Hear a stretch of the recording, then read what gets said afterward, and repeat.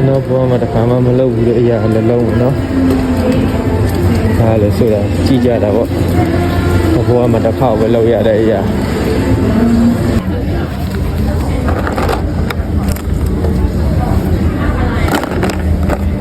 นี่ค่ะเป็นข้างในเลยนะဒီနေ့မှာဆိုရင်ကျွန်တော် PT ဖြစ်တဲ့ဟာလေးတစ်ခုပြောပြမယ်နော်ဒါမဲ့အရင်ကလုပ်ဖို့ရှိတဲ့စန္ဒတစ်ခုပေါ့ဒီနေ့ကျွန်တော်ဟိုစားပေါ့ Robinson အပေါ်မှာဒုတိယထပ်မှာဒီတွေးလှူတဲ့ဟိုစားပေါ့နော်ဘယ်လိုအလှလက်ခံတယ်ပေါ့တွေးတို့ဒီခန္ဓာကိုယ်ပိုင်းဆိုင်ရာတို့အဲနဲ့ကျွန်တော်ကအရင်ကလည်းတွေးလှူဘူးတယ်ကွာ10ခေါက်15ခေါက်16 19လောက်ရှိနေလှူခဲ့တဲ့အဲဒီနေ့တွေးတော့လှူတော့သူတို့မေးကြည့်တယ်ဘာလှူလို့ရသေးတယ်ပေါ့နော်သူတို့ပြောတာကလီစာတွေလှူရတယ်တဲ့ကလီစာဆိုတော့အစုံပေါ့နှလုံးတို့မျက်လုံးတို့အဲ့ဒါနဲ့โอเคလှူမယ်ပေါ့ကျွန်တော်လည်းဒီနေ့ဒီအတွင်းကလီစာတွေအကုန်လုံးကိုလှူပေးပလိုက်အဲ့မှာလက်မှတ်တွေထိုးအများကြီးပဲထိုးရတယ်လက်မှတ်ထိုးပြီးတော့သူတို့ပြော3လဆောက်ပေါ့နော်3လရောက်ပြီဆိုရင်သူတို့ကတ်တကက်ပို့လာပြီးမယ်အိမ်လိပ်စာတော့ပေးလိုက်တယ်အဲဒီကတ်တိုင်းအဲဒီကတ်ကိုရဲ့အိတ်ထဲမှာအမြဲထည့်ထားမှာနော်အကဲကွာ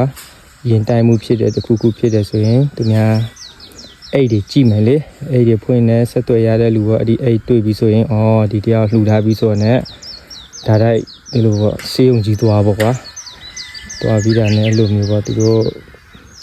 ဘယ်လိုဟိုစားပေါ့အများကြီးတော့ရှိတယ်ပေါ့နော်သူတို့ရဲ့ဟိုစား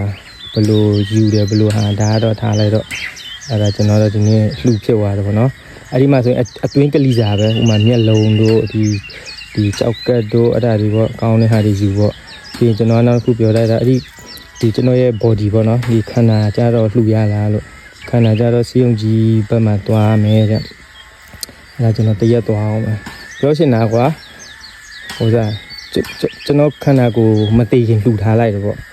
အကယ်ကျွန်တော်တငယ်ချင်းတွေအသိတွေအနာဂတ်မှာပေါ့တခုခုကျွန်တော်ဖြစ်သွားခဲ့တယ်ဆိုရင်တော့ဘယ်လိုလဲဖုံးเจ้าမှလည်းအလောင်းရရှိမှာမဟုတ်ဘူးကွာလိုမျိုးဖုံးကြီးတို့ဘာတို့လောက်ပဲရှိမယ်လေဒါပေမဲ့ကျွန်တော်ခန္ဓာကိုယ်ကတော့ဟိုစားစေးုံကြီးမှာပေါ့ဆိုတော့ကျွန်တော်အဲ့လိုစဉ်းစားလိုက်တယ်ကွာဆိုတော့ဒီနေ့မှဆိုရင်တော့လှူဖြစ်တဲ့ဟာလေးပေါ့နော်တက်နိုင်တဲ့ဟာလေး